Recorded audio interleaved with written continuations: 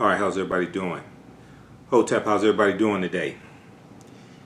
Hey, this is Michael Imhotep, founder of the African History Network. Okay, let's get things started here. We're broadcasting live.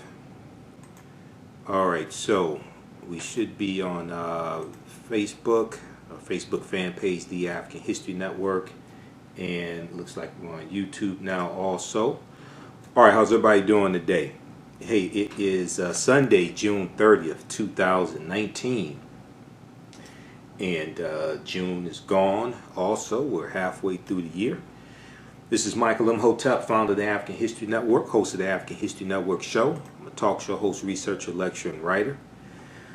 So I have to do my radio show every Sunday, 9 p.m. Eastern Standard Time. And, you know, on the Sunday, June 23rd installment of the show, I talked about the H.R. 40 reparations hearing that took place on Wednesday, June 19th, 2019. And there were some topics I did not get a chance to talk about. And I've talked about this topic here briefly on my radio show in the past. And for those that don't know, I'm on every Sunday, 9 p.m. to 11 p.m. Eastern Standard Time on 9:10 a.m. the Superstation, WFDF in Detroit. We broadcast here on my Facebook fan page, the African History Network. And we upload the videos to our YouTube channel, also Michael Imhotep. All right. So I wanted to talk about this piece of history that's not talked about a lot. And this dealt with when the U.S. government paid reparations to U.S. slave owners in Washington, D.C. In Washington, D.C. And this took place during the U.S. Civil War. Okay? This bill was signed on April 16th, 1862 by then U.S. President Abraham Lincoln. And the U.S. government paid 930 slave owners in Washington, D.C.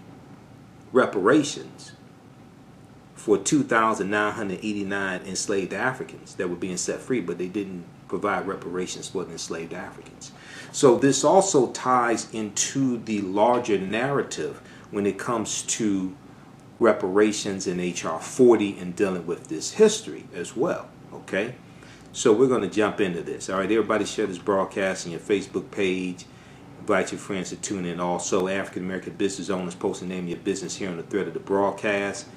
We'll let you know how you can advertise with the African History Network. Email us at customer service at africanhistorynetwork.com. Customer service at africanhistorynetwork.com.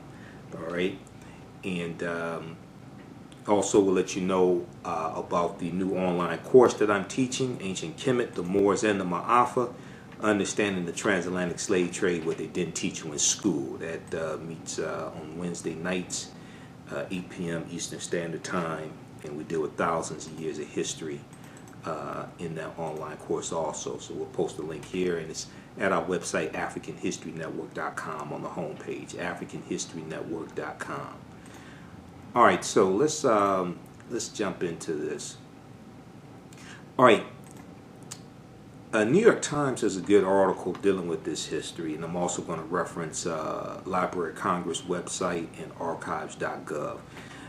Tara Hunter, Dr. Tara Hunter, who's a professor of American history and African American studies, wrote an article April 16, 2019.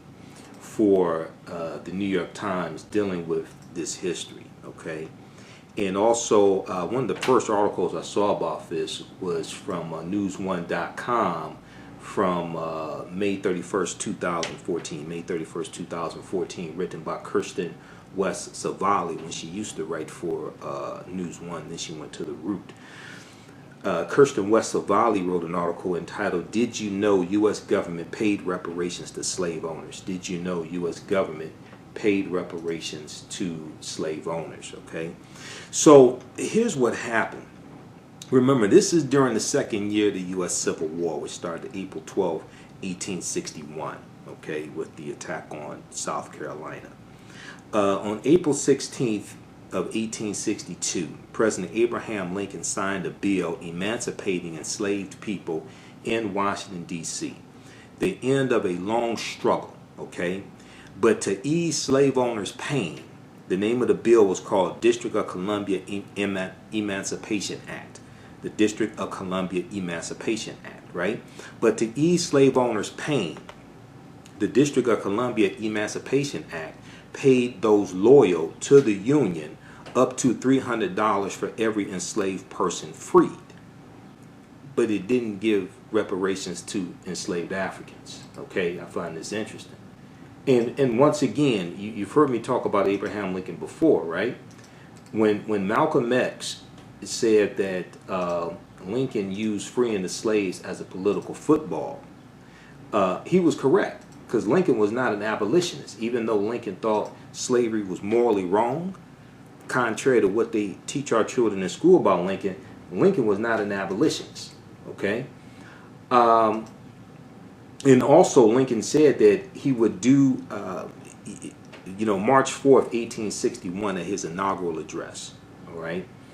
He said that he had no intention of freeing the slaves in states where slavery still existed. Now this is a few months before the month before the Civil War starts.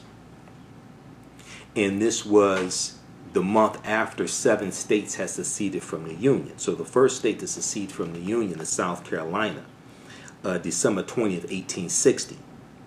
South Carolina thinks that Lincoln is going to free the enslaved Africans, because Lincoln became president-elect about 6 weeks prior to that on November 6th, 1860. Lincoln becomes president-elect of this newly formed political party called the Republican Party that was founded in 1854 by groups of abolitionists. So Lincoln becomes president-elect. The southern states are afraid that Lincoln is going to free the enslaved Africans. And they have billions of dollars of wealth invested in these 4 million enslaved Africans. So South Carolina becomes the first state to secede from the Union, okay, on December 20th, 1860. By February of 1861, the following year, you're going to have some other states that secede from the Union as well. You're going to have 6 other states that secede from the Union. Then, because of this secession, March 4th, 1861, Lincoln delivers his inaugural address, and he's trying to give comfort to and reassurance to the slaveholding states that he's not going to free their enslaved Africans, which takes away their wealth. But they don't buy it. And you're going to have more states secede from the Union for a total of 11. But that following month, on April 12, 1861, the U.S. Civil War is going to start with the attack on Fort Sumter in South Carolina. Okay?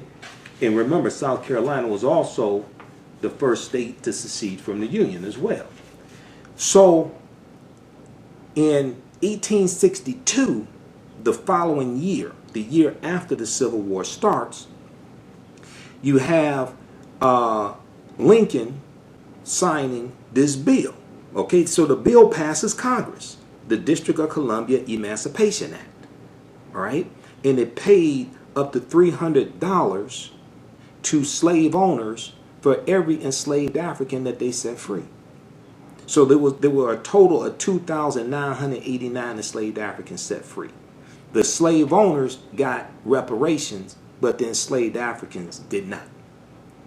So, so when you study this history, you sit back, and it's a little perplexing, especially the way that the history is taught in schools today, because most of our children don't know this history about this Emancipation Act, 1. 2, most of our children in schools don't know that Lincoln was not an abolitionist, okay?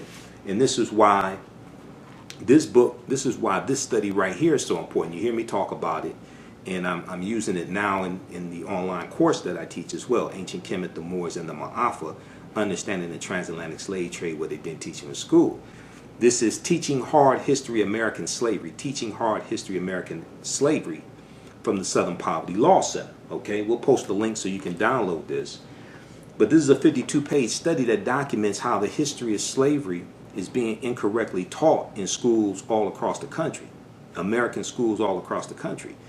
And as part of the study, one of the things they did was a survey of 1,000 high school seniors. A survey of 1,000 high school seniors. It was an online survey. And they found that of 1,000 high school seniors surveyed, only 8% knew that slavery was the central reason why the Civil War was fought.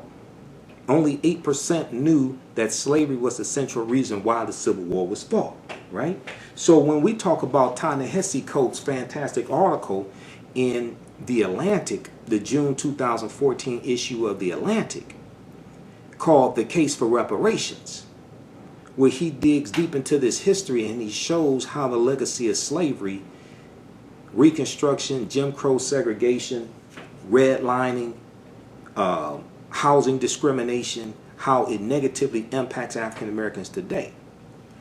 When you have schools that are miseducating children, not just African American children, white children, Hispanics, Asians, period, miseducating them and not correctly teaching this history, it has wide-ranging, long-term negative impacts, because these people are going to grow up to become police officers. They're going to grow up to become prosecuting attorneys. They'll be business owners. They'll be CEOs of corporations. They'll be elected officials, and one of them is going to be president. One of them is going to be president, and they can't be as ignorant of history as a future president as the current president is. So this is extremely, extremely important. Everybody share this broadcast. Thanks for tuning in. How's everybody doing? I have Kathleen, Sylvia, Terry, Alex, just a few of the people watching on Facebook, and then on YouTube we've got Latasha. How you doing, Latasha? I sent you the email, Latasha, so you can enroll in the online course. Arlene, who's this? Fly, Makiba, just a few of the people on our YouTube channel. Michael Imhotep, Imhotep on YouTube, and on our Facebook fan page, The African History Network, The African History Network. Okay. All right, let's continue. If you need me to post a link so you can register for our online course that I teach, in this class is Wednesday, 8 p.m. Eastern Standard Time. Let me know. I'll post that also. As soon as you register, there's 36 hours of bonus content you can watch. And you can watch the first two classes also, because even though we do it live, the classes are archived. Okay, so that's some background history of this, right? So the slave owners got reparations. Enslaved African Americans got nothing for their generations of stolen bodies, snatched children, and expropriated labor, other than their mere release from legal bondage. Okay? And the other thing that we have to understand, and this is something that I talked about in Wednesday's class, there were at least 262 skills, trades, and crafts that African people had in this country from 1619 to 1865. There were at least 262 skills, trades, and crafts. So people think mistakenly that all enslaved Africans did was cook the master's food, take care of the master's children, and pick cotton. Even though that did happen, we were the basket makers, the blacksmiths, the coppersmiths, the agriculturalists. We tended to the livestock. We were engineers. We were bricklayers. We were hemp baggers. Okay?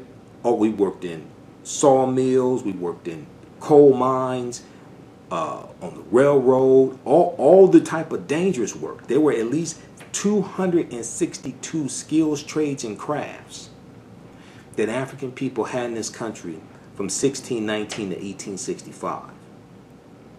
And that labor was exploited. Not only did we build the U.S. Capitol building, we also built the White House. The majority of the labor that built the White House was labor from enslaved Africans and free African Americans. That was the majority of the labor. That's not me, that's the White House Historical Society. The White House Historical Society And a lot of people learned about this going back to, I think it was June of 2016 at the Democratic National Convention. And then First Lady, and our First Lady for life as far as most African Americans are concerned, Michelle Obama, she talked about waking up in a house built by slaves. Well, that night, many people on social media went crazy. Many white people on social media went crazy. Not all of them, but you had a lot of them on social media that went crazy and said she was lying, and that the White House was not built by slaves. That night, because I was online and I was watching it, that night and the next day, numerous articles were written documenting this history and how the majority of the labor that built the White House was built by enslaved Africans and free African Americans. Yes, you had some white people building it. I'm talking about the White House in Washington, D.C. The first White House was in Philadelphia because the first Capitol was in Philadelphia. So George Washington, the first president under the U.S. Constitution, not the Continental Congress, but the U.S. Constitution, George Washington did not live at the White House in Washington, D.C. He lived at the one in Philadelphia. Okay? This is one of the reasons, and because the Capitol was in Philadelphia, this is one of the reasons why they want to move it to Washington, D.C. It's not the only reason, but one of them. Because in Philadelphia, in Pennsylvania, they had the Pennsylvania Gradual Abolition Act of 1780. And this act was moving towards abolishing slavery in Pennsylvania. Okay? See, you got to understand, by the time the U.S. Constitution is signed in 1787, 5 states have already abolished slavery. The first one to abolish slavery was Massachusetts in 1783. Incidentally, Massachusetts was also the first colony to have slave laws. Of the 13 colonies, the 13 British colonies, Massachusetts was the first one to have slave laws in 1641. So when those 20 and odd Africans come into Jamestown, Virginia, August 20th, 1619 on that White Line slave ship, slave laws don't even exist in the 13 British colonies. That's a whole nother conversation. I spoke about that when I was at the Juneteenth Festival in Atlanta, June 14th through the 16th of 2019 when I was doing my presentations.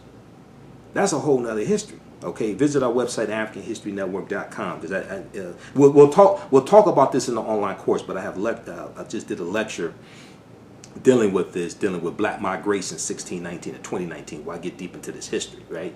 But I'm trying to give you some background historical information for us to understand this and have this conversation, because I understand people are coming to conversations like this with different levels of understanding of history. Okay, so let me see something here. Let me pull up slaves built the White House. I'm trying to bring this up here and have this conversation also. Okay. All right, just give me a minute here. Okay.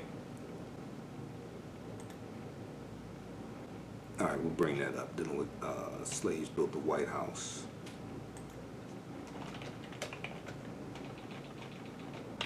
All right, how's everybody doing? Yeah, so when, because this year a lot of people are commemorating August 20th, 1619, Jamestown, Virginia, and they say, well, this is when the first slaves came to this land. Well, or they say this is when African people first came here. That's historically inaccurate. African people have been in this land we call the United States of America, going back at least 51,700 years ago. And if you read Dr. David Imhotep's book, The First Americans Were Africans, Documented Evidence, he thoroughly documents this, okay? And where the hell is that book? Hold on. I just had it. Some of this stuff is in disarray because I'm getting ready for a radio show tonight. And I don't know where the hell the book is. Hold on. Where'd it go? All right, it'll turn up. I'll find it. It's on one of these stacks here. But the first Americans were Africans, documented evidence by Dr. David Imhotep. Okay, so Google his name. And his book barely documents an African presence in this country going back at least 51,700 years. So when, even though August 20th, 1619, Jamestown, Virginia did happen, we'd been here for tens of thousands of years. This was our land stolen from us. This is the most important thing. Yes, the transatlantic slave trade did happen, but you have to understand the chronology of the last 50,000 years of history. Okay? Yes, it did happen. All right? You have a African presence from ancient Kemet, ancient Egypt here in this land also. There were pyramid mounds, the Khoisan, who have the oldest DNA on the planet, who come from southern Africa and go all around the world. They're the ancestors to the Ainu and the Twa. There were 1 million mounds in this land. Today there are only about 100,000 left. There were pyramid mounds we built up and down the Mississippi River. So all of this happened. There's a African presence from the Africans known as the Moors here. All this. You got the Folsom people who come from Africa as well. Dr. Claude Anderson talks about them. They come here around 13,000 years ago, something like that. The Folsom people. Folsom, Arizona is named after them. Folsom Prison is named after them. So all of this was taking place. And the transatlantic slave trade, which comes thousands of years later. All right? So just because African people were already here does not mean the transatlantic slave trade did not take place. It all happened, but you have to understand a chronology of history. So you have a lot of people commemorating August 20, 1619 and saying, well, this is when the African people first came to this land, okay? Or African slaves first came here. But many people don't understand that slave laws didn't even exist in the 13 British colonies in 1619. It's going to evolve. It's going to evolve.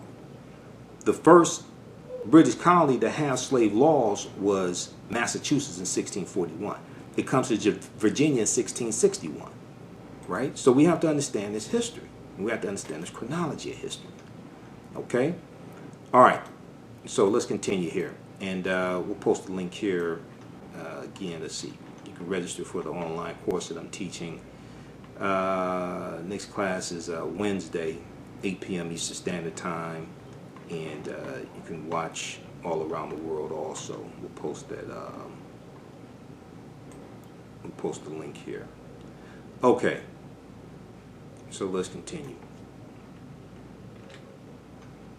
But White House Historical Society has the article, and we'll post it. Did slaves build the White House? Did slaves build the White House? WhiteHouseHistory.org is the website. WhiteHouseHistory.org. And what happened is because of what Michelle Obama said, all these articles were written documenting this history. Even Bill O'Reilly, when he was still on Fox News, he had to do a show to admit she was telling the truth, because so many of his viewers were saying she was lying. Okay? Now, what I find hard to believe, and I did a lecture back at that time talking about it, I was like, wait a second. There were millions of people watching the Democratic National Convention. Michelle Obama is a very intelligent, educated woman. You think she's going to stand up here in front of millions of people watching and lie about some history that's easily verifiable? But once again, this is an example of how people are miseducated about history. White people are miseducated about history. African Americans are miseducated about history because the history is not being properly taught in the schools. This is why this study here, Teaching Hard History of American Slavery, is so important, okay, from the Southern Poverty Law Center. You can go to their website, splcenter.org, splcenter.org, and you can download it. But you've heard me say before, if we're ever going to get reparations, America needs a massive history lesson because Americans are woefully ignorant of history. If we're ever going to get reparations, Americans need a massive history lesson because Americans are woefully ignorant of history, and it's by design. Okay? All right, let's continue here. All right, and we have people watching on our YouTube channel also.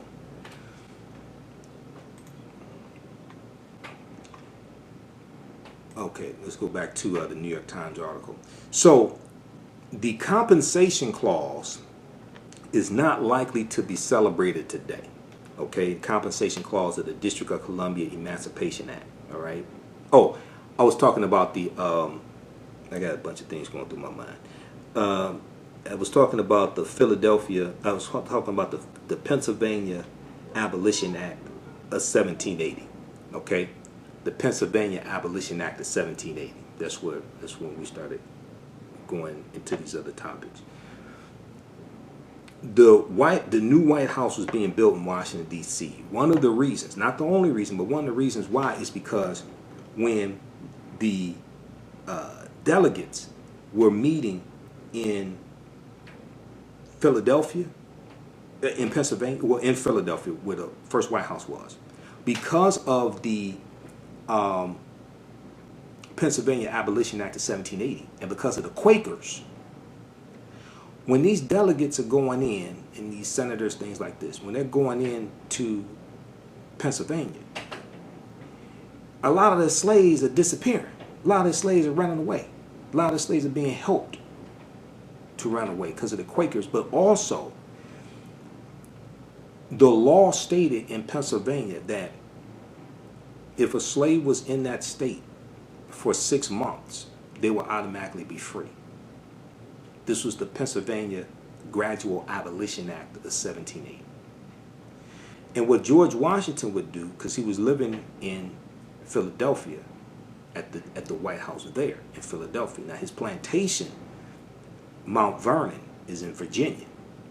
But he's living, since he's the sitting president, he's living at the White House in Philadelphia. So what he would do was he would rotate his slaves that he had in Philadelphia. He would rotate them out every 6 months before they reach that 6-month threshold and would become free. This is what he would rotate them out and send them back to Mount Vernon in many cases and bring some new slaves to keep them enslaved. Dr. Erica Armstrong Dunbar wrote an article a few years ago for the New York Times called George Washington Slave Catcher, where she talks about this. George Washington Slave Catcher. People need to read that article. As a matter of fact, when they have current events at your child's school, because I remember when I was in school, like in world history class, we had current events, so we would bring in 3 articles to talk about that recently happened. Take that article in, see what happened. Kids should take these articles in, stuff like this. They should take these articles in and talk about them in school. Oh, what, you mean I can't talk about George Washington? That's what you gonna tell me? You know, see, if I was in school, if I was back in school today, I'd be dangerous. I'm telling you, if I was back in school today, man, I'd be dangerous. You know, and I wouldn't. I mean, boy, hold on. You said we could bring in articles, right? Okay, so I got one here on this white supremacist that was sentenced to prison and life in prison for killing Heather Hare. I got one here on George Washington slave catcher. Then I got one here of Donald Trump praising General Robert E. Lee, and General Robert E. Lee was a brutal slave owner who committed treason against the government. Now you gonna give me an F today? You gonna tell me I can't talk about this stuff? This is all easily verifiable. Is that what you trying to tell me? See,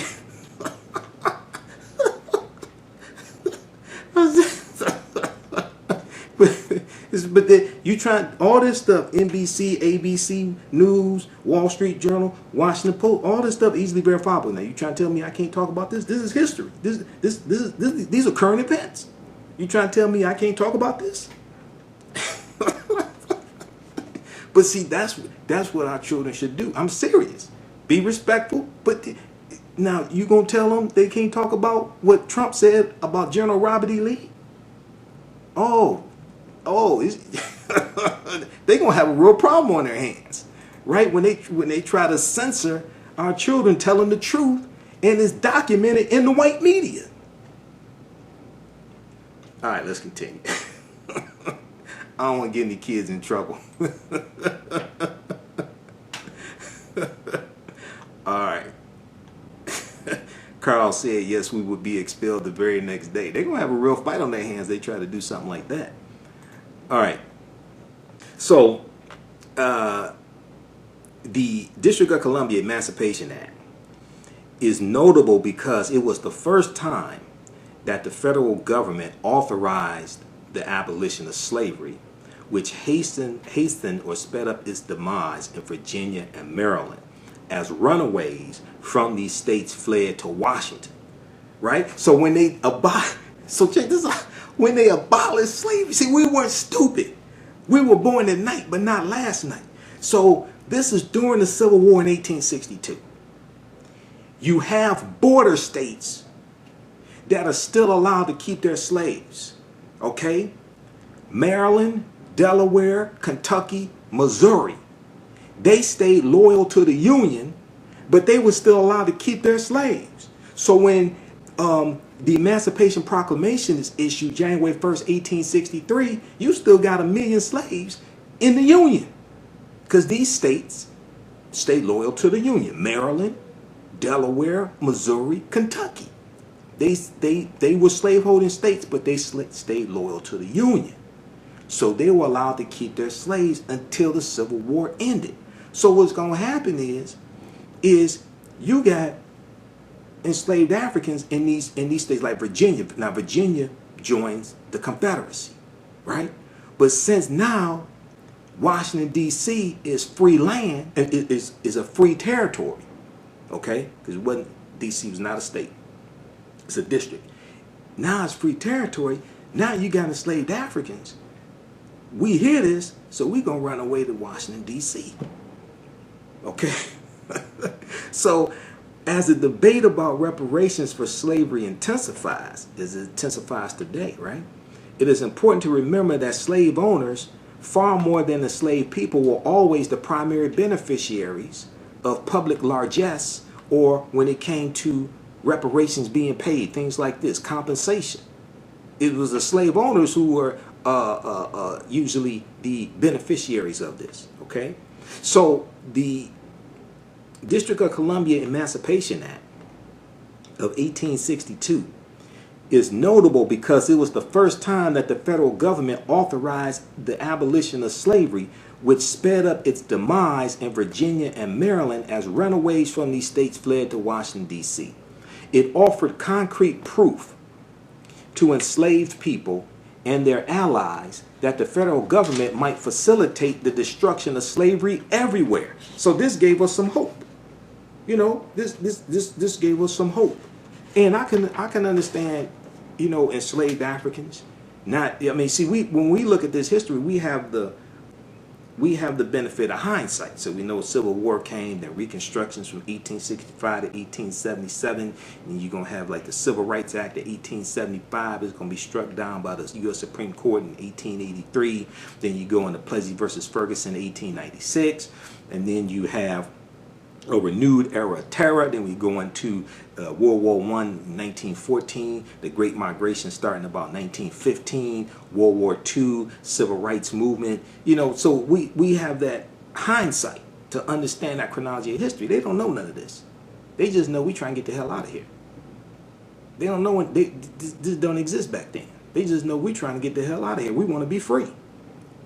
Okay, so it offered concrete proof to enslaved people and their allies that the federal government might facilitate the destruction of slavery everywhere. And it confirmed the worst fears of their foes about an interloping, tyrannical president, Abraham Lincoln. This is one of the reasons why, you know, and you have, this is during the Civil War, once again, 1862, right? And this is what the southern states, those states that seceded from the Union and formed the Confederate States of America, the CSA, this is what they were fearing. Because they had somewhere between $4 billion to $5 billion invested in these 4 million enslaved Africans. They had billions of dollars invested in them. When you read the statements of secession, of the slave-holding states, of the states that secede from the Union, they talk about how slavery was essential to their way of life. This is why they were seceding from the Union, to maintain slavery. They talk about how slavery was essential to their way of life, and they were trying to maintain that. Okay, so all this history is extremely important. Okay, so Abraham Lincoln, however, was anxious to preserve his fragile alliance with loyal slaveholders. His fragile alliance with loyal slaveholders. He advocated abolition of slavery in Washington, D.C. in 1849, okay, as a congressman. To no avail, however, okay, to no avail. As president, he encouraged the border states to voluntarily end slavery. He chose Delaware as an ideal place to take the lead in late 1861. Delaware is one of those border states. Delaware is one of those states that stayed loyal to the Union, and they were allowed to keep their slaves. Delaware, Maryland, Missouri, Kentucky.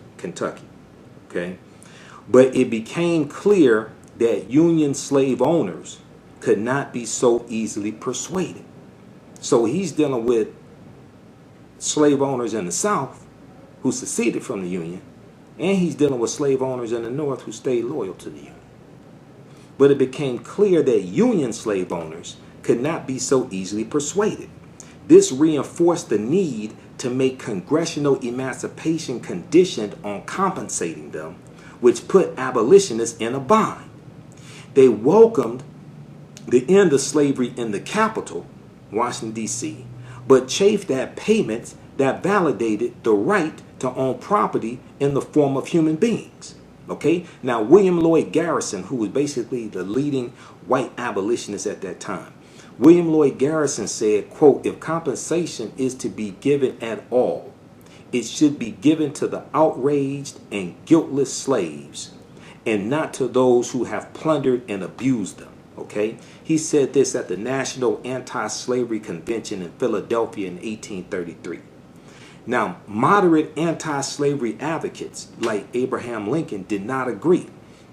To the contrary, they believed that any manumission plan had to placate or appease property rights that were buttressed by the Fifth Amendment of the U.S. Constitution, which required, quote unquote, just compensation for government seizure of private assets. So the U.S. Constitution sanctions slavery. Article 1, Section 9 of the U.S. Constitution, okay, outlawed the transatlantic. It stated that the earliest the transatlantic slave trade could be outlawed was in 1808.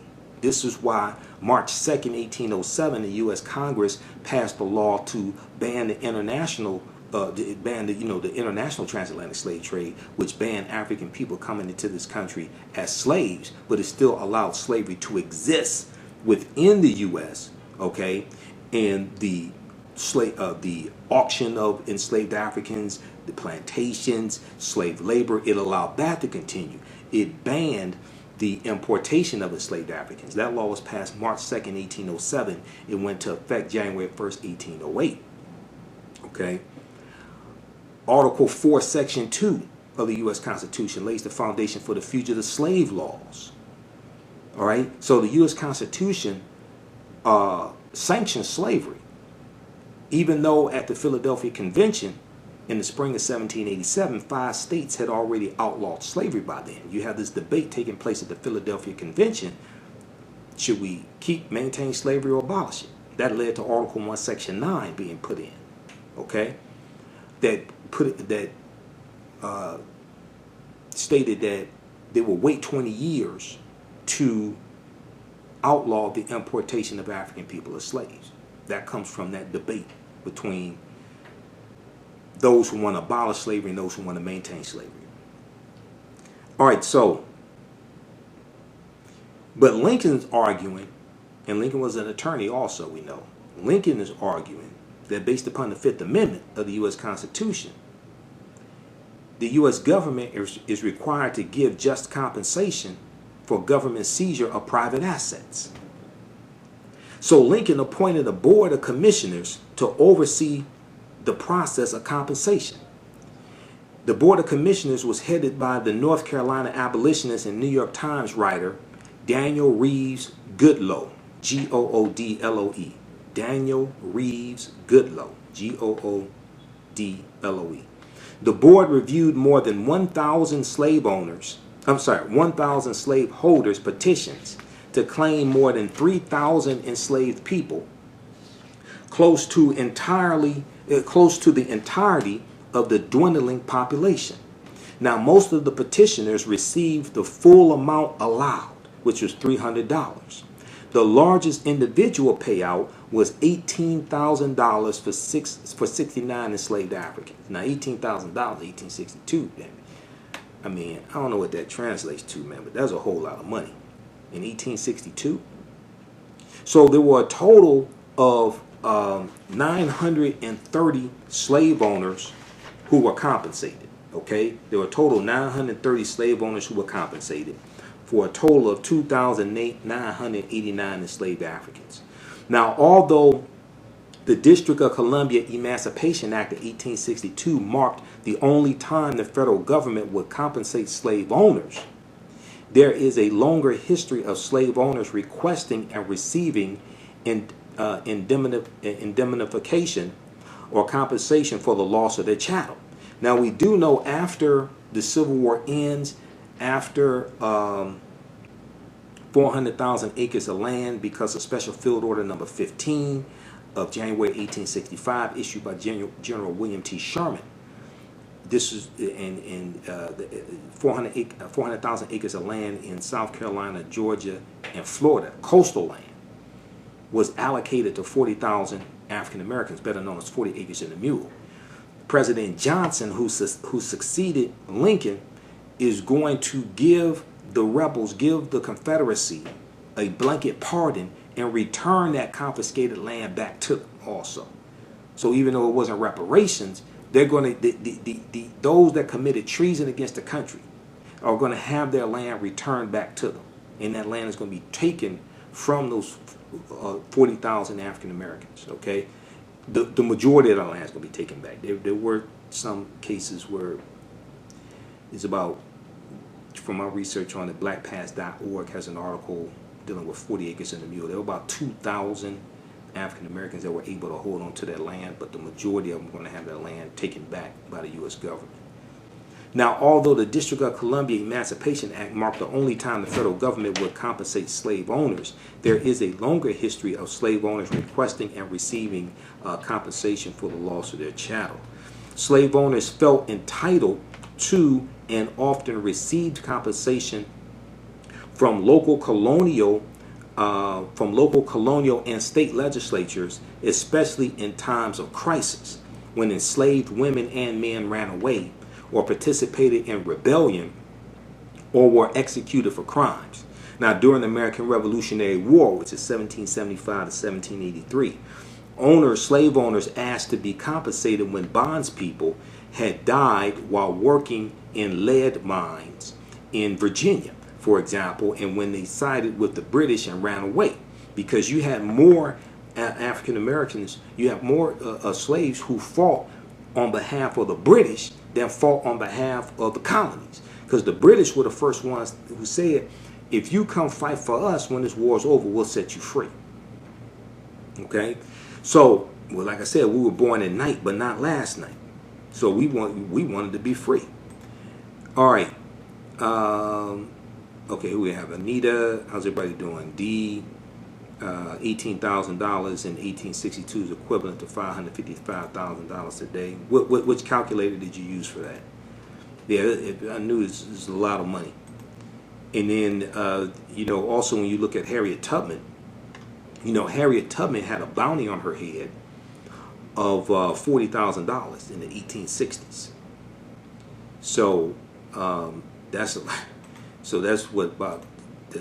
more than $1 million in today's dollars. Okay. All right. Let's continue here. We'll post a link here as well.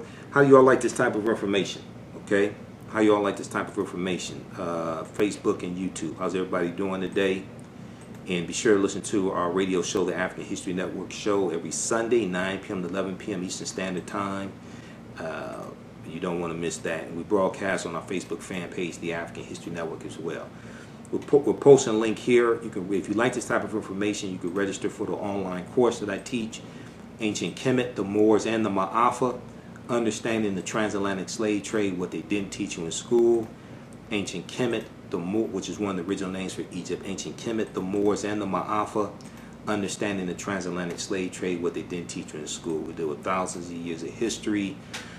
We deal with ancient Egypt. We deal with the 800-year occupation of Europe by the Africans known as the Moors, and what led to the transatlantic slave trade taking place.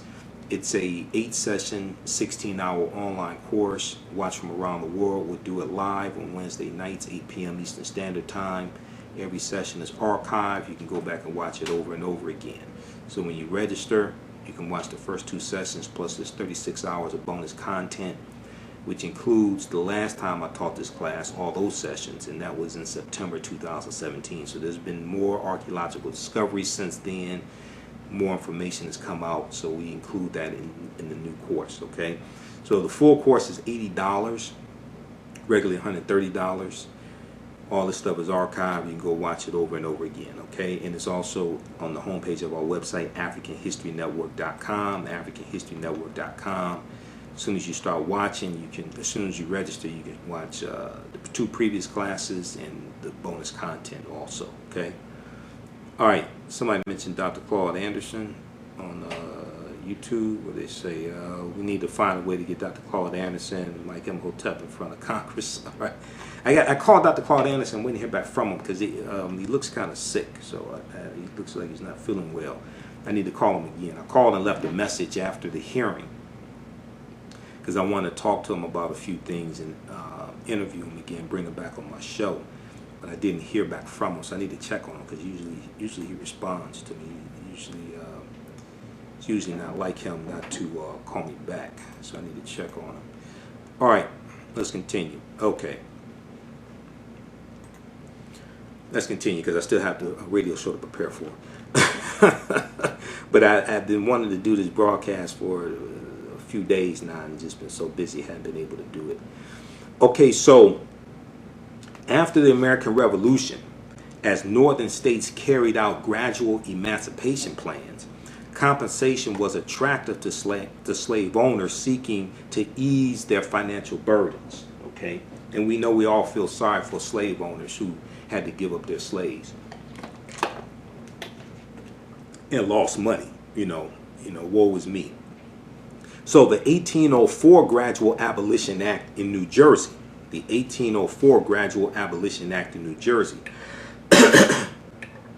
for example, did not free anyone immediately. It allowed children of enslaved women to be treated as quote-unquote apprentices until they reached a certain age and would be freed. Now, some people refer to that as slavery by another name. Now, the law in the 1804 Gradual Abolition Act of New Jersey included a clause that allowed slave owners to gain compensation by letting their slaves or bondspeople go free and then reclaiming them as quote-unquote bound out labor, B-O-U-N-D, bound out labor, which gave them access to state funds for their troubles. Okay, now that's something that's not talked about a lot, the 1804 Gradual Abolition Act of New Jersey. Now, in a break from tradition in the 1850s, the abolitionists Elihu Burritt, B-U-R-R-I-T-T, organized the National Compensated Emancipation Convention in Cleveland to advocate payments to slave owners as well as smaller sums of money to be paid to enslaved Africans. Okay, but nothing came of his dual proposal, however. Now, to be sure, the major benefactors of slave owner reparations within the Atlantic slave system were Europeans. When English abolished slavery in its Caribbean colonies, it offered compensation to 46,000 slave owners at the cost of around $26.2 million. You've heard me talk about this before, okay? AtlantaBlackStar.com has an article about this. There have been other articles written about this as well. And I talked about this when I did that story dealing with the slave Bible. Okay, the slave Bible and how it was a version of the Bible used to, it was an edited version of the Bible used to justify slavery. And it's on display at one of the museums in Washington, D.C., the Slave Bible. But the British, they're going to abolish slavery in 1833 in the British colonies. And they paid reparations to 46,000 British slave owners. They did not pay reparations to the former slaves, okay? And not only that, they forced the former slaves to work an additional 4 years, right? For something like 40 hours a week, but they forced them to do that for free. Okay, so that is, so even though they, and I'm pulling up this article here for this also, even though the British freed their enslaved Africans at that point, they still were profiting from their labor. Let me put AtlantaBlackStar.com has an article dealing with this. Let's see. British compensated 46,000 slave owners but will not pay slavery reparations.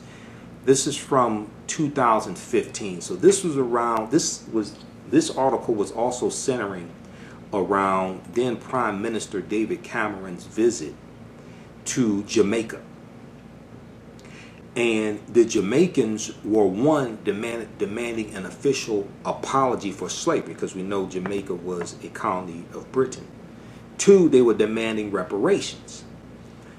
David Cameron was saying, oh, it's time to move on from that. That was a long time ago. Let's let bygones be bygones. It's time to move on. The Jamaicans were saying, no. It's easy for you to say move on. I mean, the wealth, you know, this is something I talked about when Meghan Markle married Prince Harry. And a lot of African Americans were sitting up there watching this display of opulence, and they were all teary-eyed talking about their love. I'm like, what the hell does love have to do with this? The wealth that you see displayed was largely built upon the backs of enslaved Africans, exploiting their labor. What's love got to do with this? So, let's see, in this article from AtlantaBlackStar.com, they talk about how, let's see here, when Britain abolished slavery, it provided reparations not to slaves, but 17 billion pounds in compensation to slave owners in today's terms. 17 billion pounds in today's terms. Not sure what that converts to in American dollars, but I'll take it. Now, the compensation of Britain's 46,000 slave owners was the largest bailout in the country's history until the 2009 bank bailout, notes the Guardian, British publication. And slave ownership was far more common than has been presumed. More than 800,000 emancipated Africans who received nothing picked up part of the tab as they were forced to work 45 hours of free labor each week for 4 years after they were supposedly freed. Okay? So, the large slave owners, let me see, let's see. Okay, so check that out also. All right. Okay, check out that article from AtlantaBlackStar.com, September 30th, 2015. Britain compensated 46,000 slave owners, but would not pay slavery reparations. David Cameron builds Jamaican prison instead.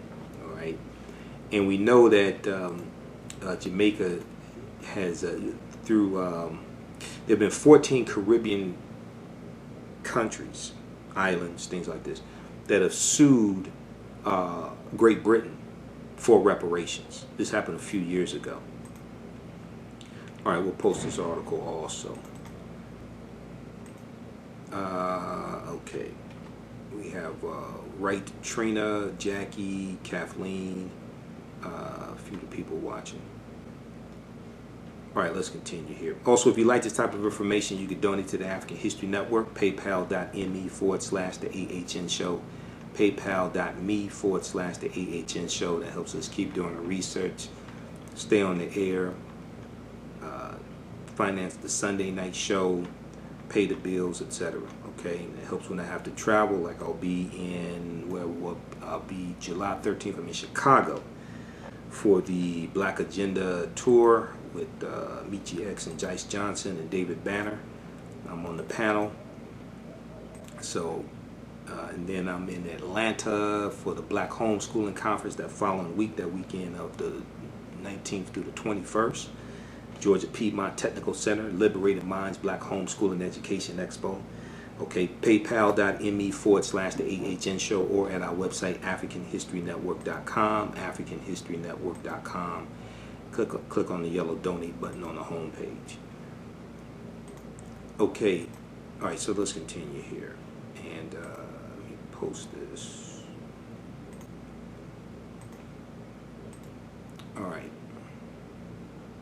Waiting for this to load up again.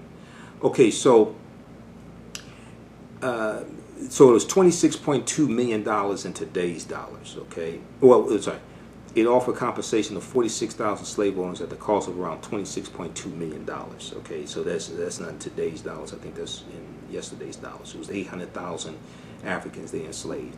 Now, France went further by penalizing Haiti for the revolution that abolished slavery in its former colony of Saint Dominique.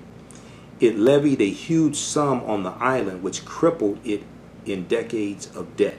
Former slaves were forced to pay reparations or compensation to former slave owners in exchange for official recognition as the first black independent nation state in the Western Hemisphere. The long and insistent coupling of compensation for slave owners with emancipation is useful for consideration in current debates about reparations for the descendants of enslaved Africans. Critics and skeptics are fond of saying that enslaved people should have asked for the compensation or reparations or recompense back then. Okay, this is an argument that you'll hear. Oh, well, they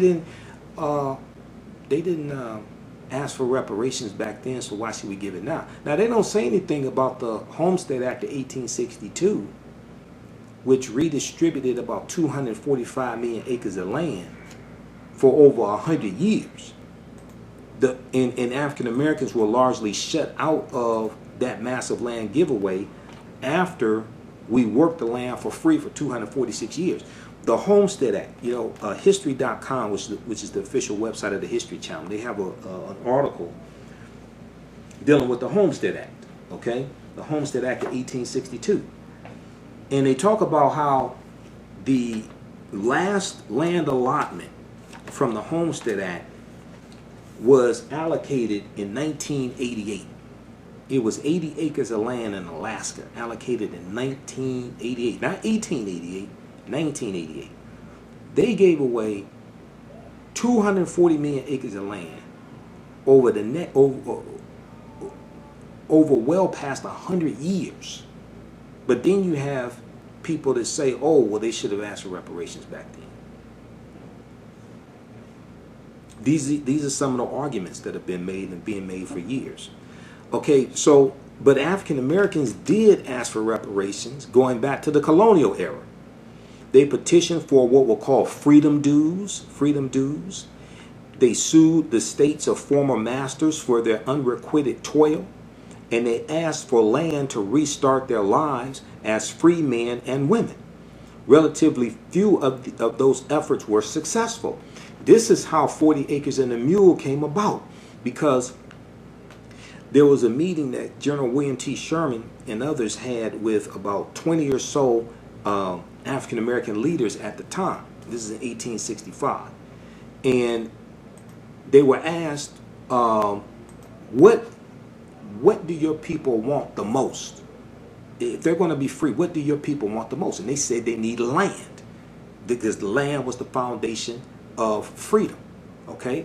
And because of that conversation, this is how Special Field Order number 15 comes about, which is ostensibly known as 40 acres and a mule. Let's see, Dr. Henry Louis Gates Jr. has an article at, it originally appeared on the root.com, but he has an article at pbs.org, Public Broadcasting System, pbs.org, called The Truth Behind 40 Acres and a Mule. The Truth Behind 40 Acres and a Mule. And even though, I've talked about before, I disagree with him on certain things. He's not African-centered as well, but he does some good research. I've admitted that. I've read dozens of his articles. He does some good research. And then many people know him for his specials on PBS, like African Americans, Many Rivers to Cross. Well, this is his companion book to it. I've read his book. He has some good information. Now, he doesn't talk about the African presence in this country going back at least 51,700 years ago. He doesn't talk about the African Moors that were here, okay? But, this is African Americans, Many Rivers to Cross, Henry Louis Gates Jr. and Donald Yokoven. This is the companion, this is the official companion book to the 6-part series. They have a lot of good information in the series. The first installment was problematic, but, they have some good information in the series also. But he talks about, in this article, he talks about how this meeting took place, and with the African American leaders, okay? And it says, we have been taught in school that the source of the policy of 40 acres and a mule was Union General William T. Sherman's Special Field Order number 15, issued January 16, 1865. The account is half right. Sherman prescribed the 40 acres in that order, but not the mule. The mule is going to come later, okay? And the mule was to be loaned to the former slaves. But what many accounts leave out is that this idea for massive land redistribution actually was the result of a discussion that General William T. Sherman and Secretary of War Edwin M. Stanton held 4 days before Sherman issued the order, with 20 leaders of the African American community in Savannah, Georgia, where William T. Sherman was headquartered following his famous march to the sea. The meeting was unprecedented in American history, okay? And it goes on to talk about who came up with the idea. Here's how this radical proposal, which must have completely blown the minds of the rebel Confederates, actually came about. The abolitionists Charles Sumner and Thaddeus Stevens and other radical Republicans, Thaddeus Stevens was a senator, Republican senator, have been actively advocating land redistribution, quote, to break the back of Southern slaveholders' power, end quote, as Myers observed. Now, but William T. Sherman's plan only took shape after the meeting that he had and Edwin Stanton held with those black ministers at 8 p.m. on January 12, 1865, on the second floor of Charles Greene's mansion on Savannah's Macon Street. In its broadest strokes, 40 acres and a mule was their idea. This is where this comes from. This comes from this meeting with these African American leaders. And they're saying the most important thing our people need is land. If they're going to be free, they need land to be free on. Otherwise, they're going to continue to work for white people, whatever it is, and they need to be land. They need land so they can be farmers, grow their own food, have a house on that land, own some land. Okay, this is what this was about.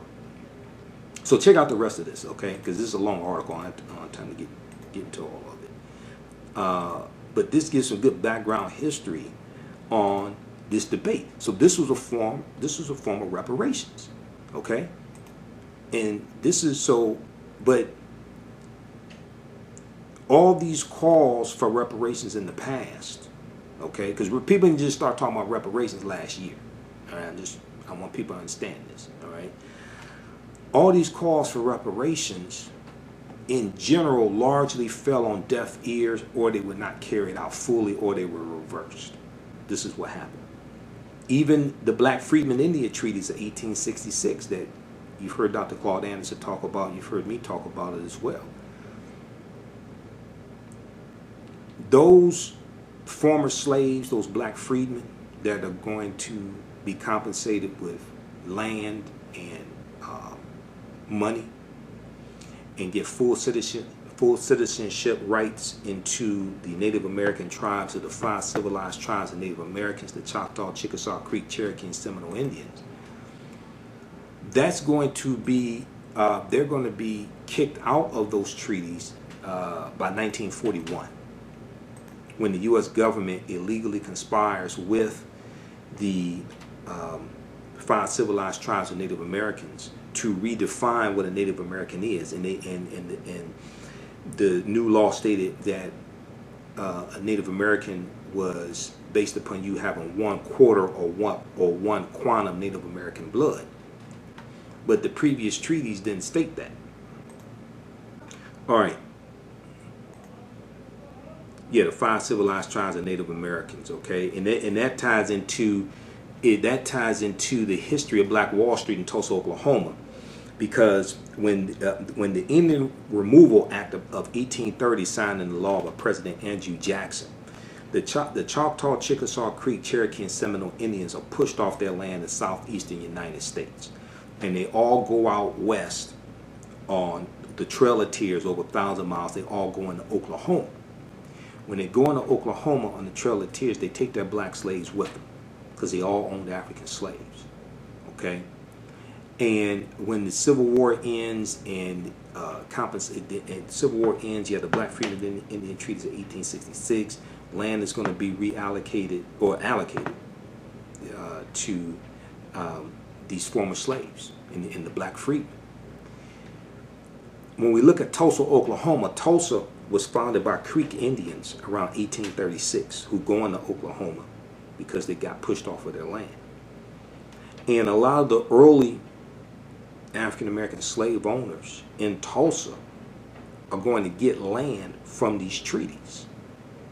Okay, so there's a rich history in Tulsa, or in Oklahoma in general, but also Tulsa, not only because of Black Wall Street in Tulsa, the business district that started with Greenwood, started at the intersection of Greenwood, Archer, and Pine. This is where the Gap Band gets its name from, GAP, because they're from Tulsa as well. It's not just that, it's the previous history of Tulsa, Oklahoma, as well, dealing with the Creek Indians and the enslaved Africans, etc. That history also.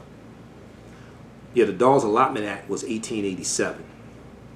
That was a redistribution of 138 million acres of land. The Dawes Allotment Act, that was named after Senator Henry L. Dawes of Massachusetts. Senator Henry L. Dawes, D-A-W-E-S, Senator Henry L. Dawes of Massachusetts.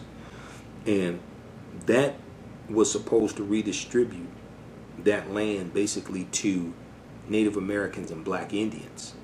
But white people got 2/3 of the land, because the Dawes Allotment Act was like kind of like a census almost, and it was it was a register where they recorded the names of the people in the various areas so they could see who would get the land. And to be put on the Dawes rolls, you had to anglicize your name. Okay. So what this did was, when white people found out about this, they started paying $5 to have their names added to the roll. John Smith, David Christian, you know, and they were able to get some of this land allocation.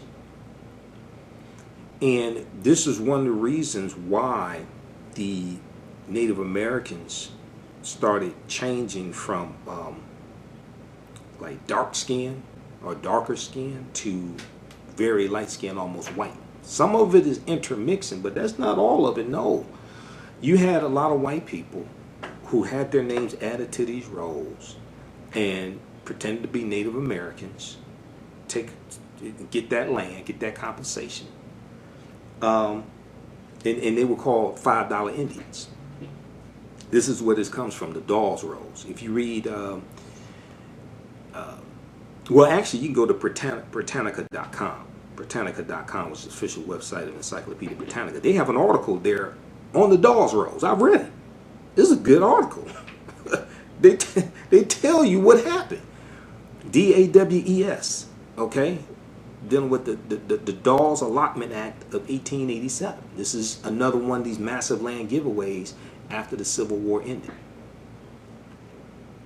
Okay, let's continue here. So if you like this type of information, you definitely want to register for the online course that I teach, because I go deep into this history and a lot of other stuff I don't even have time to get into. But we deal with thousands of years of history. Next class is Wednesday, 8 p.m. Eastern Standard Time. Ancient Kemet, the Moors, and the Maafa, understanding the transatlantic slave trade, what they didn't teach you in school. Okay, and we do the class live. We do a live chat. You can ask questions in the class. I do a PowerPoint presentation. We have book references, article references, but also all the sessions are archived. Okay, so as soon as you register, you can watch the previous sessions, and there's about 36 hours of bonus content that you can watch as well. Okay, so register. So it's only $80. You can watch it over and over again, and I mean, there's a lot of information here. And we'll post this link on our YouTube channel. Also, if you go to our website, AfricanHistoryNetwork.com, AfricanHistoryNetwork.com, right on the home page, click on that link as well.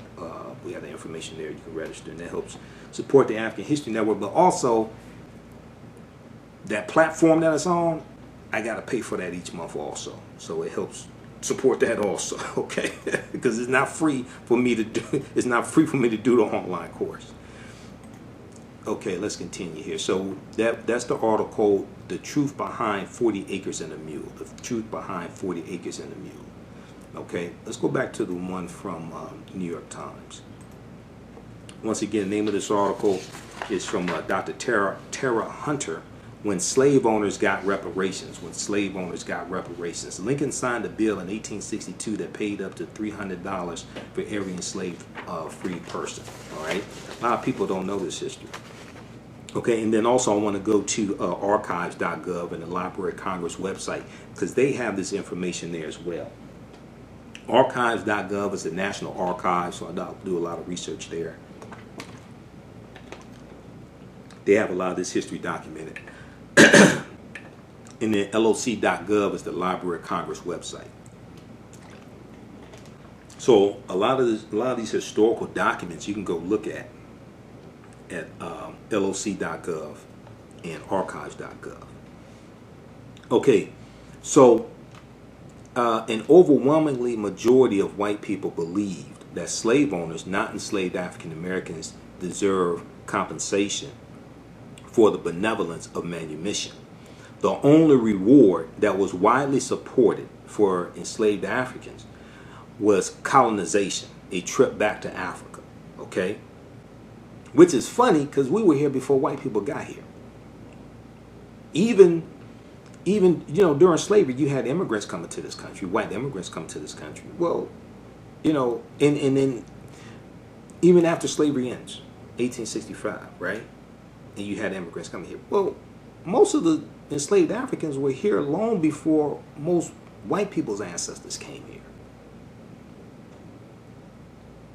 So it's interesting that, you look at this and say, wait a second, hold on. You exploited our labor for free, largely, for 246 years. And then you're going to give us a boat ride. You say, hold on, wait a second, hold on. You generate billions, actually it's hundreds of billions of dollars in revenue generated from cotton. We build the White House, we build the U.S. Capitol building. You exploit our labor for 246 years, and then you're gonna give us a boat ride. That's gonna be the compensation. All right, so the only reward that was widely supported was colonization, the trip back to Africa. Now, the act allocated $100,000 for the voluntary removal of the newly freed people at $100 per person to go to Liberia or Haiti, and that rarely happened. Now, we know Liberia is going to be formed in 1821 by the American Colonization Society and the U.S. government, Liberia, right? But, it's it's when you look at the fact that African people had been in this land at least 51,700 years, and this was our land stolen from us. You know, you have to ask the question, why do we have to be the ones who leave? I'm just saying, you know, if you read, and I'm trying to find the book, I'm not sure where it went. I just had it. Dr. David Imhotep's book. Let's see. The first Americans were Africans. The first Americans were Africans. Documented evidence. Oh, it's spelled down here. Here it is. Yeah, the first Americans were Africans. Documented evidence. There's archaeological evidence showing an African presence here going back at least 51,700 years. This is before Native Americans come into existence. African people were already here. So you have to ask the question, well, why should we have to be the ones who leave? You know, but, okay, I'll continue. Now, I know there's new social media policies on YouTube and Facebook. This is not hate speech. We're dealing with history. This is not hate speech. We're dealing with history. Okay? All right, so preserving sacred property rights and moving the Negro problem offshore, because this is what Lincoln called it. Because Lincoln was contemplating sending free African Americans to Central America or South America. Okay? And this was during the Civil War. There's an article from the root.com dealing with this also. Did Lincoln want to send African Americans back to Africa, so black people back to Africa, or something like that? I'll try to pull up the actual article, and we'll post the links here in the thread of the broadcast. The root.com had this article. Dr. Henry Louis Gates Jr. wrote this a few years ago, because I read dozens of his articles when he used to write for the Root. I read dozens of his articles. He did it's like a 2-year series dealing with 100 amazing facts about the Negro. In each week, he would take. So we know J.A. Rogers wrote that book, 100 Amazing Facts About the Negro. It's actually like a pamphlet. And each week, Gates would write an article about one of those facts and go through, do the research, break it down. Okay, so I've read dozens of his articles. Did Lincoln want to ship black people back to Africa? Did Lincoln want to ship black people back to Africa? This is fact number 92 from 100 Amazing Facts About the Negro. When President Abraham Lincoln met with free black leaders in 1862, what did he propose? All right. So this is the article Gates wrote January 5th, 2015. And he talks about, how, let's see here, let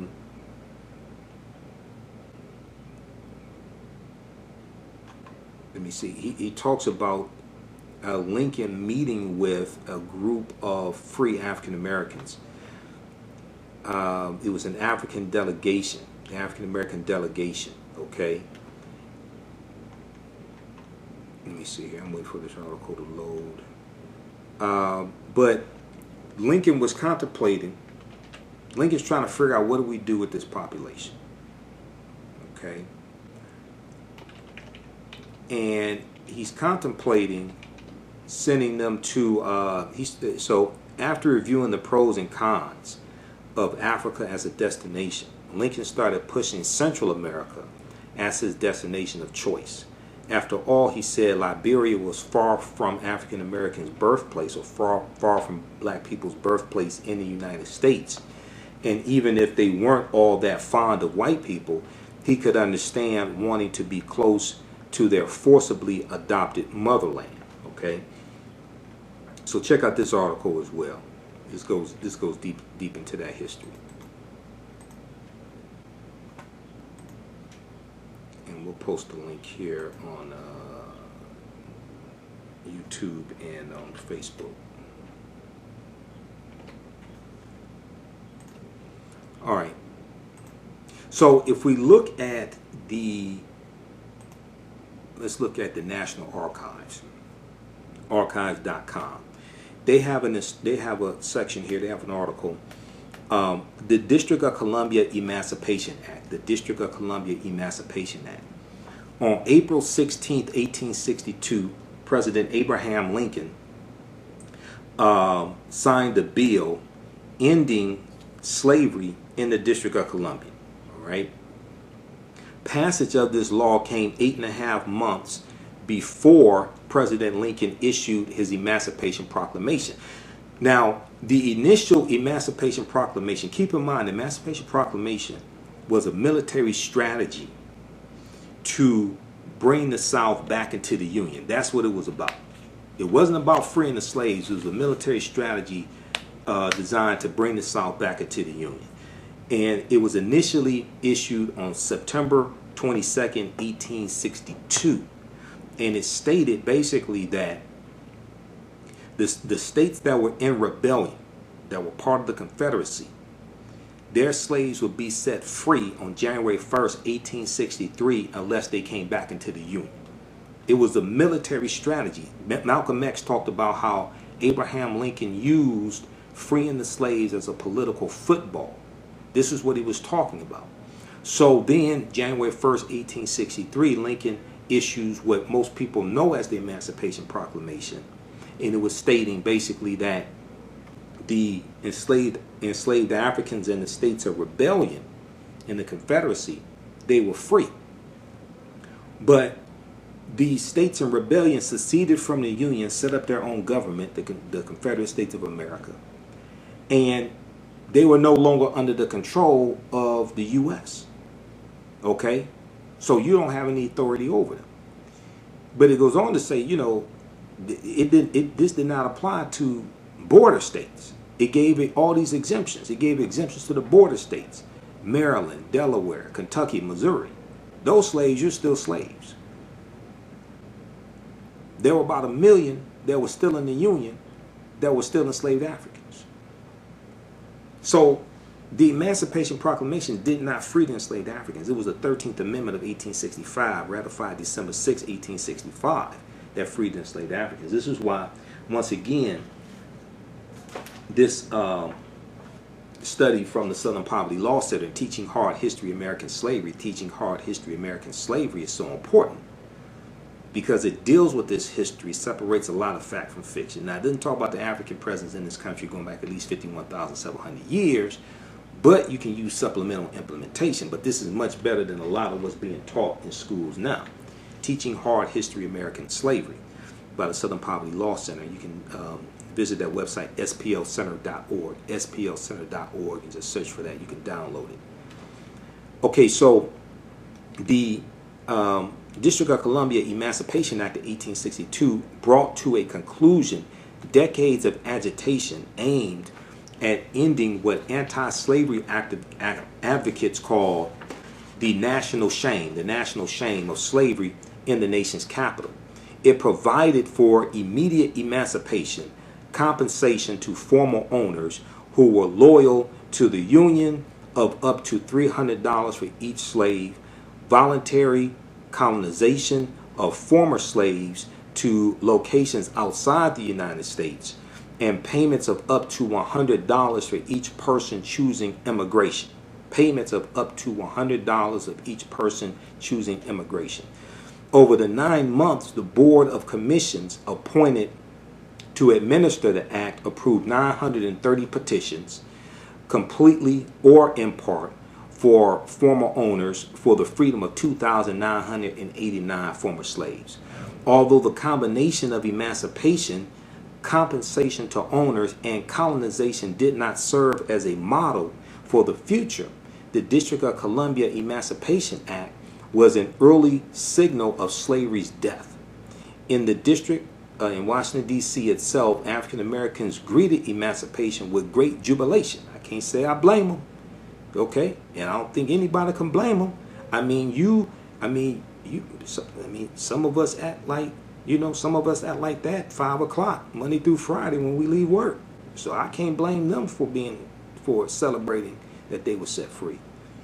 For many years afterward, They celebrated Emancipation Day on April 16th with parades and festivals there in Washington, D.C., okay? Now, I'm not comparing, I don't want people to confuse what I'm saying. I'm not comparing us working 9 to 5, us having a regular job, even working for white people. I'm not comparing that to slavery. I've read slave narratives. That's not slavery. Okay? You can quit your job today. They'll send you your last check on Friday. You can keep your health insurance for 18 months. That's not slavery. I've read slave narratives. Okay? So I'm not making the comparison. And I would not dishonor our ancestors and disrespect what they went through comparing that to slavery. That's not slavery. Because we see, when you ran away from the plantations, oftentimes they would send slave catchers after you, and they would have wanted posters up for you as well, okay, with a reward. All right, and this is something that George Washington did. Just you can see Dr. Erica Armstrong Dunbar. She wrote a book called Never Caught about Ona Judge. Ona Judge was a 22-year-old runaway slave from the Washington's plantation. And when she ran away, George Washington tried many times to get her back. And he sent out slave catchers after her, things like this. Okay? But read the article from the New York Times called George Washington's Slave Catcher. George Washington's Slave Catcher, that talks about this history. Okay, let's see here. Who we have? How's everybody doing on YouTube? LL Lewis, Bill, just a few of the people watching. Look up Slave Bible. Yeah, look up Slave Bible. And then also, I did a video about that Slave Bible. And I went deep into that history. Check that out. It's on YouTube and Facebook also, okay? All right, we'll go to some of your comments here in just a second. So post your comments. Very quickly, hey, if you all like this type of information, you can support the African History Network, paypal.me/the AHN show, paypal.me/the AHN show, or at our website, AfricanHistoryNetwork.com, okay?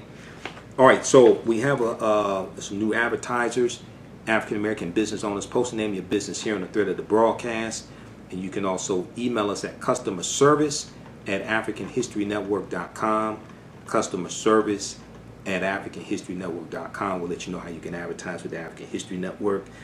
Dark Magentas specializes in creating home spa products based on nature's healing and soothing properties. Dark Magentas carries essential oil and cannabidiol infused bath bombs, shower steamers, sugar scrubs, and soaps, which include oils, herbs, and oils and herbs such as lavender, rosemary, eucalyptus, sage, cedarwood, oatmeal, shea butter, and more.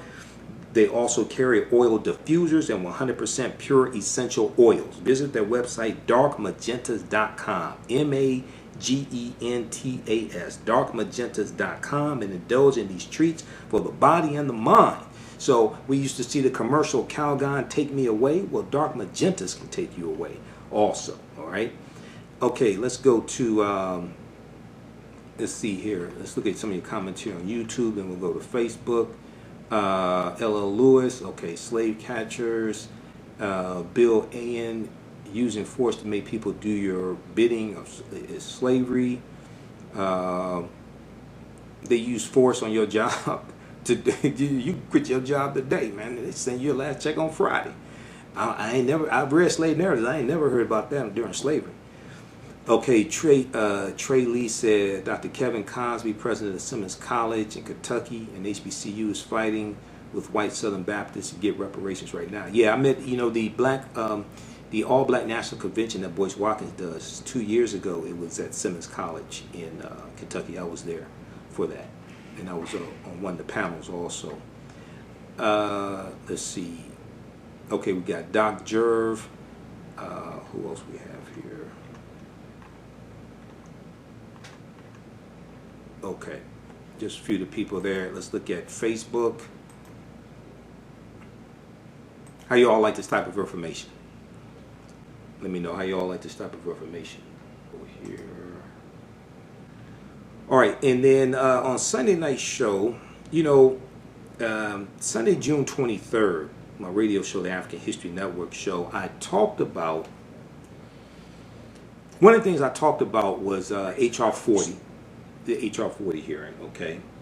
And then I talked about, I didn't get a chance to talk about how the GI Bill discriminated against African Americans, okay? So we'll deal with that. But also, I talked about how Vice President Joe Biden's comments about working with segregationists were being misrepresented. And I talked about Cory Booker, okay? Now you got some of the Senator Kamala Harris totally misrepresenting what Joe Biden said. I'm going to break that down on this show because, see, what Cory Booker is doing, what Senator Kamala Harris is doing, and what also, we have to be honest, Reverend Al Sharpton is doing, is totally disingenuous and totally misrepresenting what Joe Biden said. And what I find very interesting is none of these people want to admit that the two segregationist senators that Joe Biden was talking about working with were both Democrats. So I find it hard to believe on multiple levels that people don't want to tell this truth. He was talking about working with people you totally disagree with, but you are sent there on behalf of your constituents, and you got to work with them to get bills passed. These were two Democrats he was talking about working with. And I don't understand why Senator Kamala Harris, Cory Booker, and Al Sharpton are not talking about this. His comment of the term boy, that wasn't dealing with black men. That was dealing with white men.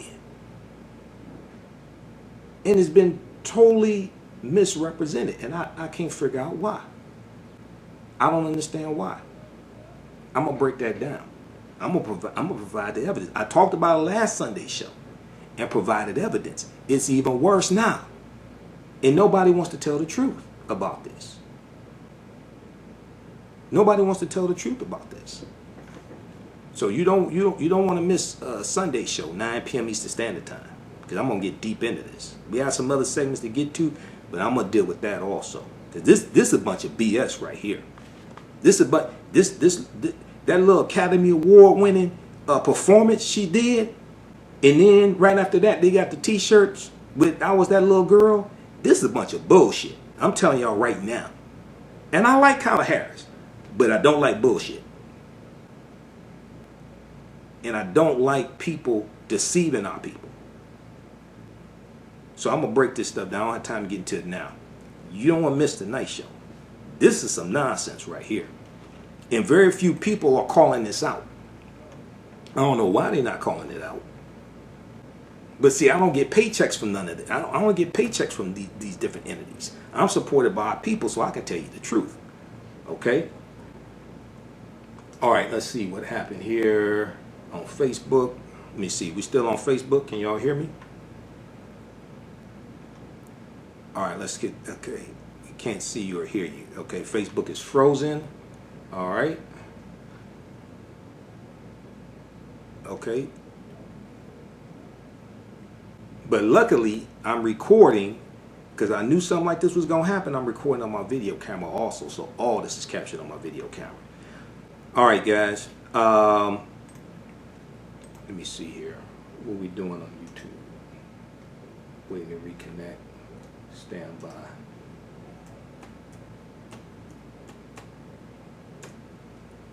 Okay, can y'all hear me on YouTube? I'm trying to see. I'm broadcasting through Crowdcast, which allows me to broadcast on Facebook and YouTube at the same time.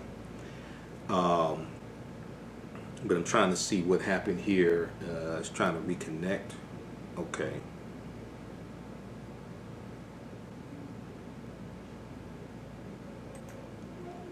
Okay, but let's continue here. I'm going to wrap up. Let's continue. Okay, so every Sunday, 9 p.m. to 11 p.m. Eastern Standard Time on 9:10 a.m. the Superstation WFDF, the African History Network show. We broadcast on our Facebook fan page, the African History Network, and we uploaded to our YouTube channel, Michael Imhotep. Be sure to follow us on both of those social media platforms. Turn on the notifications also so you know when we go live. You can donate to the African History Network, paypal.me/the AHN show, paypal.me/the AHN show, or at our website, AfricanHistoryNetwork.com. Register for the online course that I teach, Ancient Kemet, the Moors, and the Maafa, Understanding the Transatlantic Slave Trade, what they didn't teach in the school.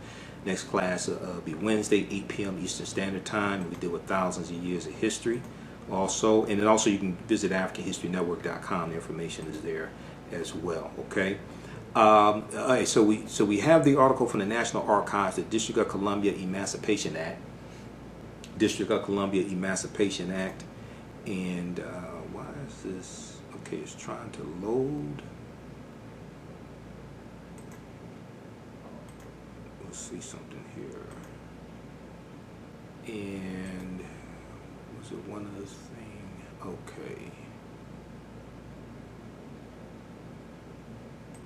Then also, the Library of Congress has an article as well dealing with this history. Abolition in District of Columbia, April 16, 1862. Lincoln signed an act abolishing slavery in the District of Columbia, an important step in the long road toward full emancipation and enfranchisement for African Americans. Okay, and they cited a runaway slave named Charles Ball. Now, Charles Ball wrote a book. Wrote a slave narrative called 50 Years and Chains, or The Life of American Slave. And that was republished about 1859, 1860. It was originally published about 1836 or so, okay? And this article from the Library of Congress website says, before 1850, slave pens, slave jails, and auction blocks were a common sight in the District of Columbia, a hub of the domestic slave trade. In the words of one slave who worked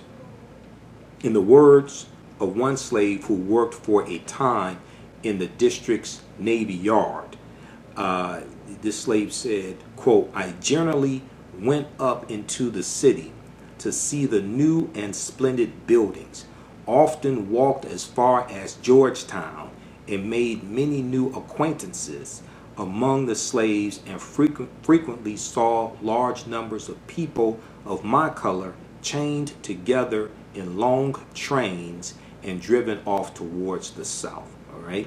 So the article goes on to say, as slavery became less profitable in the border states, many traders purchased slaves and shipped them into the Deep South. In cities such as New Orleans, slaves often were resold at a higher price to cotton, rice, and indigo plantation owners. Abolitionists petitioned Congress in 1828 to abolish the district's notorious slave trade. Yet, despite the efforts of John Quincy Adams, okay, who was the sixth president, John Quincy Adams, son of the second president, John Adams. Despite the efforts of John Quincy Adams and others, the U.S. Congress gagged discussion of the issue for nearly 20 years. Okay. Now, in 1849, Illinois Congressman Abraham Lincoln attempted to introduce a bill for gradual emancipation of all slaves in the district in Washington, D.C. Although the district slave trade ended the following year, his emancipation attempt was aborted by Senator John C. Calhoun and others. Okay. Now, as Lincoln was better able to affect the issue, he saw slavery as morally wrong, yet held it to be an institution dying upon its own weight, to be abolished by voter consent. But as Commander-in-Chief or President, Abraham Lincoln also realized the military expediency of emancipation.